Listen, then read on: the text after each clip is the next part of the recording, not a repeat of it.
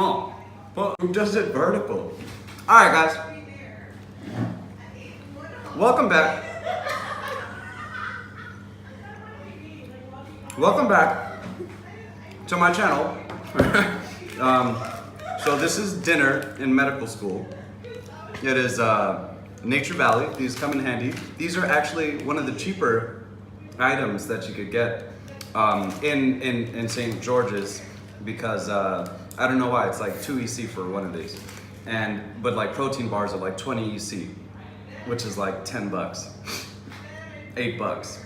So anyways, we're talking about, we're keeping it fluid. Come on, let's go.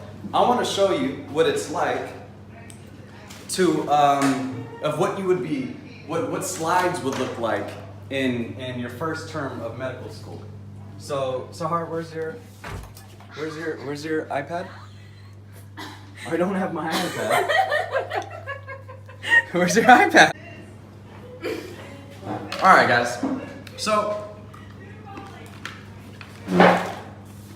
this is what it looks like. Okay?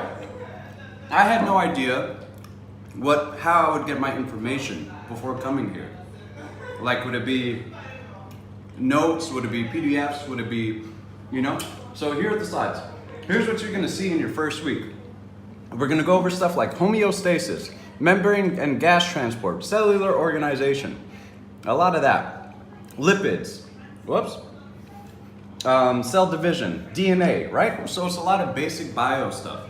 Let me just open one of them and see here we're talking about cell division and death. So one of the things a person asked me was, how do we understand or how do we know what's important? How do we decipher what's important when we get our slides? And like what's testable and what's not, okay? That is basically one of the hardest challenges of medical school. And because you're getting a bunch of information, and you are basically left on your own to decipher what is important and what is not, what is testable and what is not. Basically, your term one, after your first test, you're gonna start getting a better idea of how they test and what's important. And also teachers here do a decent job at, hinting at what is more testable and what you kind of don't need to pay attention to, Upadhyaya.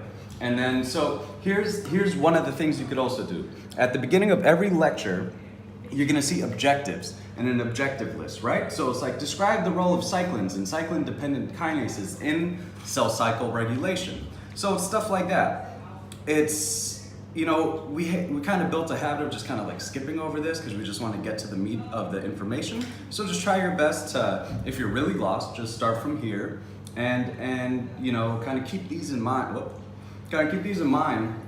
For when you're going through the lecture, right? Because what can happen when you go through these lectures is that you kind of go into like a drone kind of robotic mode where it's just kind of passive learning, right? You kind of like zone out and you're just like, oh, I'm reading and reading. And that's a thing I struggle with. So it's kind of important to keep those things in your mind, like the objectives, or just try to see like, how would they test this? What is important on this slide?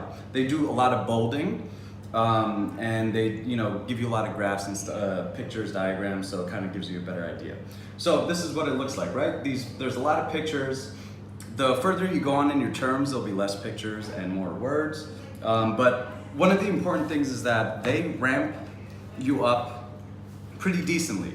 It's not like it's not like a full fire hydrant blast. They kind of start off slow and give you a hang of it, okay?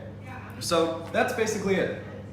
I'm gonna, in the next video, and on top of that, to like finish off that question, you will get better at deciphering what is important the further you go on. So, but just one of the important rules that everybody kind of tells you is just try to do really well on your first 2 exams, because it will give you a buffer for when you kind of get burnt out towards the end of term 1. So that would be when you're doing CPR.